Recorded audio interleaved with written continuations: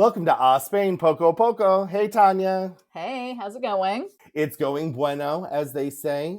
I'm bien. I am all those All things. those things and a little cooler. The weather's dipping down a little, which is nice, right?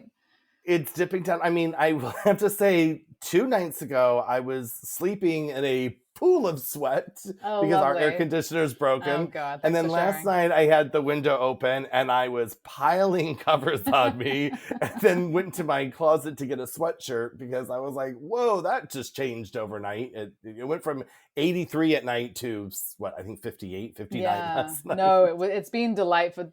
Besides your too graphic story there, it has been delightful. And I will say we had this tiny bit of rain a couple of days ago, and it was like one of those things where it just added to the humidity, and I was like, God, this is never going to end. And then the next day it was this evening and this night that you mentioned, and I was like, oh, this is Mhm. nice, I love it. And speaking of cooler things, we're going to talk about the Spanish beaches in the winter, which is one of my favorite things. Well, which is where we're headed to. And sadly to say, we only went to the beach once at night this whole summer. So uh, now we're heading into the autumn, and our beach, what I want to do at the beach is ending. So I think I have yeah, like a week or two to before what we're going to talk about sets in. right. And Well, I was going to my say, did you ever make you never made it, all those we dreams never. and desires, you never made it to a beach day? I'm sorry.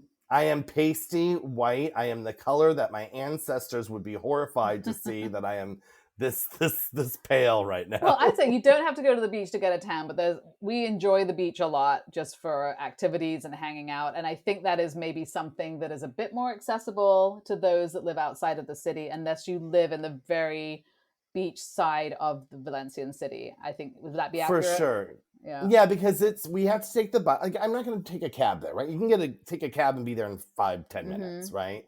But I'm not going to spend 15 euros there and back all the time. I think Right. that's just Yeah. crazy. So the bus is about 40 minutes. It's a That's a lot of while. stops, Yeah. and you're like, and getting there is not the issue. My kids brought it up. They're like, what we don't like about it, Dad, is when you take Dad. the bus back, is they get just car sick. They're all hot and they're Mm, sticky and they're gross, and the bus is stopping every 5 feet, and it's yeah. it's like you get like a motion sickness. You're like, I just want to be home and showered, and And in it's all at the end of the fairness, day you're done. yeah, you may have drunk a little bit of the Mediterranean Sea, which might be settling Yeah, in your belly a little wrong. And yeah, I can see that. Yeah. But I mean they do have a good argument. I mean they they do. they And could join. but we love the beach out here. We didn't go as much as we wanted, but we went a lot. And one of the things that we do year round, they do have dog beaches, but in the winter, it opens up a bit more. So we can talk a little bit about taking your dogs to the beach, because that's something that I love to do once we get into the winter, which is Mm-hmm. that in this part of Spain anyway, they will open the beaches from sort of maybe October to April, May ish, where you can take your dog to any of the beaches and they can run around. Okay. And I love that because they do have really nice promenades on a lot of the beaches here where you can walk your dog up and down. You can walk, you can have your kids can do a little, maybe a little roller skating or something. But actually taking your dog onto the beach obviously is something that is prohibited except in certain dog beach areas, of which there are quite a Mm-hmm. few. So we love the winter because it's just there's no one at the beach. It's really nice. You can get all dressed up for the cold weather, and you just go and walk your dog down there, and you can. I mean, it's lovely. For me, it's one of my favorite things because the beach in the summer is very busy, obviously, and in the winter Mm-hmm. there's nobody there. A lot of the beach towns, I don't know what it's like in the city, but a lot of the beach towns where we are, north of the city, there's not much there. There's a few restaurants maybe, but overall it's holiday homes and holiday apartments. And so in the winter Mm-hmm. it's pretty empty, and it's really really Desolate. nice. I love it. It is like another world. It's like what was that TV show, that series they did 100 years, The World Without Us or something, like Mhm. what would happen to the world. Like it kind of gives you that feeling while you're Yeah. there, right? It is really nice. And I will say, people are very good about, from my experience, and I always do, pick up after your dog. So please do, because other people are walking on the beach, people without dogs, people with dogs. We don't need that on the beach. So There's trash bins everywhere. Pick up after your dog if you're And going to do please bring this. that etiquette into the city, not you, but other people, because Right. you will step in dog doo-doo in the city year round. Yeah, I So found that not to be the case so much outside of the city, but I don't spend a lot of time that. But during the mhm. summer and during the whole year, there are dog beaches. If you have a dog that's very social and you wish to have your dog run around with other dogs, there are dog beaches in all sorts of areas around here. You can find them online, and that's really, really fun. They're not the best beaches, obviously, because they're the Mhm. dog beaches. So they're the ones that have more algae and more seaweed and more kind of rocks and things like that. But they're Okay. absolutely fine and nice for a dog to run around in and for you to go sunbathe in if you want to. They're very, very acceptable, I would say. So Okay. that's my experience with dogs, and that's my winter one of my winter activities. And brings you to the beach in the winter, which is nice, right? And then you Yes. still get to see forever, right? You get to see the Mm-hmm. horizons, I and love which is it. always good for your soul. And that's what Yes. I miss about not going to the beach this summer, is seeing forever, right? You just Yeah, to yeah, I look think out, so. you And I know. do think also there are apps for wind. And if you're somebody that likes to surf or kite surf or any of these things, there are apps that will give you wind and waves and things like that. And that is something that you might want to check before heading to the beach in the winter, because if it gets windy, it's incredibly unpleasant to have sand blowing Mhm. up at you. No, that's not fun. Nobody wants But if that. you're on one of those boards with the sails, whatever those are That's a kite called, surfing, yes. Then you kite want the surfing, wind. and kite boarding, kite surfing and kite boarding, And right? Then there, you want all that. yes, and there are some very, very popular kite surfing beaches just north of Valencia where I always see them year round. It is a very, very big activity here. So if that's something you love to do, that is a legitimate sporting activity here as well. Amazing. I'm not going to do that, but I'm that's not doing it. amazing. And I do fear that the water might be a little cold for me to go paddleboarding. So I do think our paddleboarding activities may be done for the year, because I don't want to fall in it and I'm not willing to peel myself into a wetsuit. So that might be the end of that too. So in the city in the winter, the city beaches, things don't close down as much as the beaches you go to, right? Because Hmm. it's the city, so the paella shops and all the stuff that's on the beach are pretty much opened. I mean, we've gotten people have come in February and said we want paella on the beach, and I'm like, all right, Mm. kids, grab your scarves. You know, we're going to the And it's all beach. still, all the restaurants down there and the shops and everything are all still open. Everything's open, and but Mm. it's a very small, it's that Yeah. small. I mean, we're a small section of the beach, and it's still lively in the city. And Right. here, it is a real neighborhood of the city that people live year round, right? It's a real. Yes. It's not a That's beach true. town. Yeah. They're very different. Some So of it the is part beaches of up, their. yeah, some of the beaches up here will have some restaurants that might be open. There's like Canet, I think, has a much more robust restaurant and area, ice cream shops and coffee shops there. And I think some of those are open year round at a much, much shorter amount of time, like maybe Mm-hmm. just on Saturdays and Sundays or something like that. But there is something going on there. But most of the other ones are smaller towns, there's nothing going on. And that's where these chiringuitos come in, which was what we have a lot of. And I don't know if they put those on the beaches at the city, but in our beaches up north, you have these little huts that pop up in the spring and they get broken down in the fall. And that is when you see those coming down, you're like, yeah, the summer's over, because they The are, summer's over. I know, but they're, I mean, and those are great because in beaches where they don't have a lot of restaurants, ice cream shops, and things like that, these little chiringuitos come up and they have ice cream, coffee, drinks, they blast music, and they put maybe some umbrellas out and stuff. And it's like really fun and it creates a really nice atmosphere on these beaches. And then it all gets closed down, taken away in the fall. Right, we do have those in the city, especially in the further, like at the Patacona Beach. You'll see them there because there's less I see. services there, and Okay. those do pop up. And what I think is so crazy about those is when you see them closed up, the thing's like no bigger than a porta potty. But when Right. they open it up, these walls come down, and it's suddenly a party. Like there's Totally. they've got Yes. And the everything. They've got music. tables. Yeah. Yeah, the lights strung about. It's Yes. it's amazing, And that is my right? favorite thing. I mean, if you go to the beach, especially out of the city at night, these things are open until late at night. So Till they're like 4 o'clock in the open. morning Yeah, yeah. So sometimes. they're Yeah. open servicing with drinks and coffee and ice cream for the kids and stuff until the middle of the night. So and just to be clear, they don't close up for the winter. close up and go away. I mean, completely Right. dismantled, gone, like they never existed. And then in the spring, you'll see them coming in with the boards and starting to build them again. It's really cool. Right. Yeah. I mean, it is cool, and it is, well, when they're the size of the porta potty, it is very easy to just haul them away. Well, I'd say I'm not doing it, but theoretically, And what yes. I love about them is when you're at a beach that has a promenade, these are in between the shore and the promenade, so you don't have to walk all the way back to the promenade. Oh yeah, God, no. No, they're on the beach. They're literally on the beach near the promenade, so they're really, really convenient. And then speaking of porta potties, if you have a beach that's not very populated in the winter, if they have public restrooms, which a lot of them do, sort of away from the beach, those will be locked up and closed down most likely. Oh, really? And also the water stations, which they have here, which I love. So as you're walking off the beach, and they have these little water stations where you can wash your feet and stuff like that, they will shut off the water to those in the winter as well. So everything is like done. Wow. Done and out. And that's the interesting. Well, I mean, it makes sense, I guess, because you're not no one's doing anything. I mean, there are people polar bear swimming, I mean, for sure. But it's not there's not, you might get the hot day between now and the end of November, maybe, where everyone's like, oh my God, we got lucky and it's a hot day, and suddenly there's a lot of people.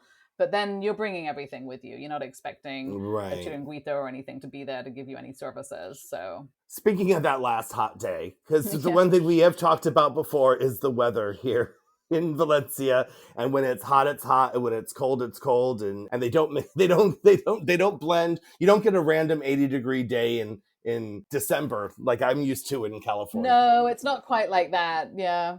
But up at this time you will. Yeah, right now you will get a bit of a blend. Yeah. Yeah, right. We're in that transition until mid-October where it's comfortable and still beach days. So you're like, yeah, I can bristle it, a little bit. But, in the summer, it's hot at the beach and the water is ridiculously warm, as we've said before. It can be just between up to almost 80 degrees Fahrenheit, the water.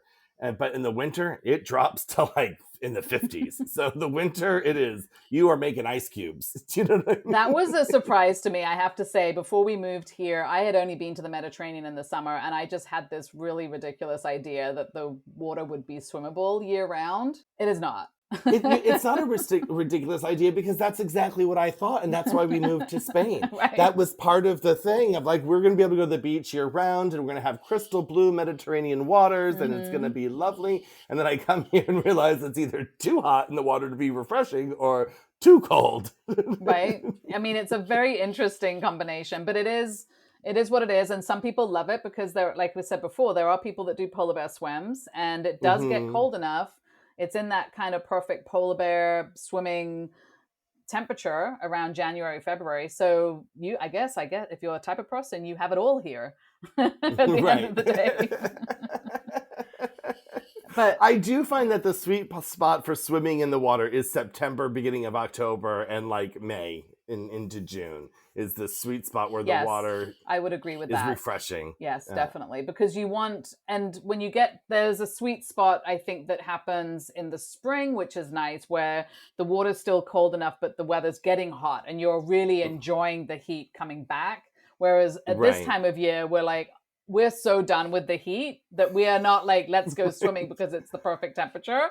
Whereas in the spring, you're like, oh, we had a really nice hot day, but the water's still cold, and you're so happy when that happens.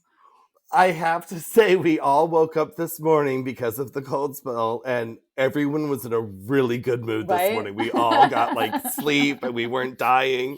And so everyone's like, it's happening. I'm like, we're so excited. But in a month from now, I'm going to be complaining that it's too cold. So we beware. will. We're just going to complain all year round. So speaking of the temperature of the water and being in the water, I just also want to point out there are no lifeguards in the winter. There's no safety flags. So I think that would be expected. I don't think anyone would be expecting this to be populated with lifeguards all winter, but it isn't. So if you are swimming and getting your wetsuit on, if you're doing any of that in the winter, definitely make sure that you have an app that kind of gives you some information on the weather and the tides and all that type of thing. I would imagine there's some cities that have the apps for their beaches, but there is an app, and I can't remember the name of it, that there is an app for people that like to surf. I know this is not a super surfing area, but we do have little waves and sometimes slightly bigger ones. And there are people that do like to surf here.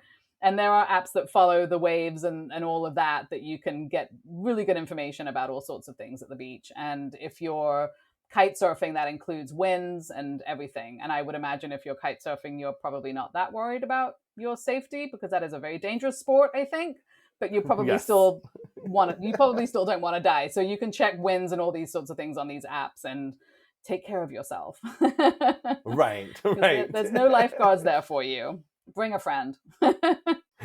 Right. What I also think is interesting about the beaches in winter, I mean, I think this happens everywhere, but it is fun to see when you do get down there that the winter time is the time to replenish it for the next summer, right? Mm-hmm. Because the erosion of the beach, the sand goes away, the trash cleans. So this is the time they're sourcing sand from around the world, and which I thought was weird is that they're even getting it from the Sahara Desert. They're bringing it in.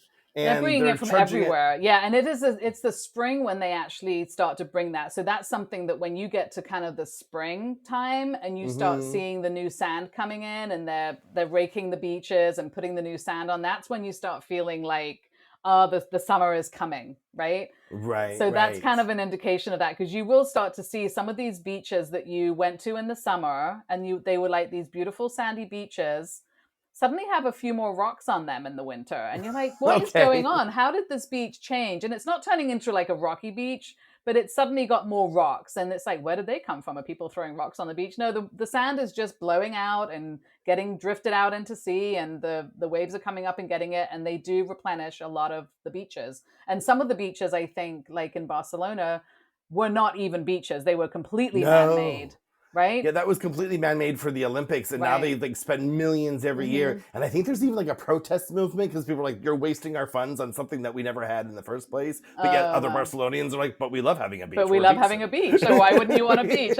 I can't imagine that debate will ever be finalized. No. But yeah, I mean, they bring sand from all different places, different countries. They do seabed dredging for it, construction sites for reusable sand, quarries, rivers, and then also, like you said, importing sand from other countries. And theoretically, I don't know if the tides take that sand back to those countries and then they pick it up again and bring it back. I'm not sure exactly what's happening, but didn't I remember sitting with Jawad and he was trying to have some Moroccan pride moment, and he was like, "Oh, that sand's from Morocco. You come every year and you take it from our shore and bring it back to yours, and we take it back through the winter." Through the winter, probably. I think it's definitely it's an agreement that everybody has, and it's beautiful sand that comes. So let's just say, since it's such beautiful sand, I'm sure it does come from Morocco. It is beautiful. It is like powder. It's powdered sugar. I do love it. And to be clear, they're not putting sand on rocky beaches. I mean, there are rocky beaches that people love and they go to the rocky beaches, but there are sandy beaches that just need a little extra love. And that's where this extra sand gets put on top. Agreed. Well, I think that wraps up our beaches in winter. What do you think, Tanya? I think it does. I'm very excited to get down there and enjoy it in the cooler weather. So until our next Poco A Poco. Until then, actually, until our next long episode as well. That too. Okay, bye. Ciao.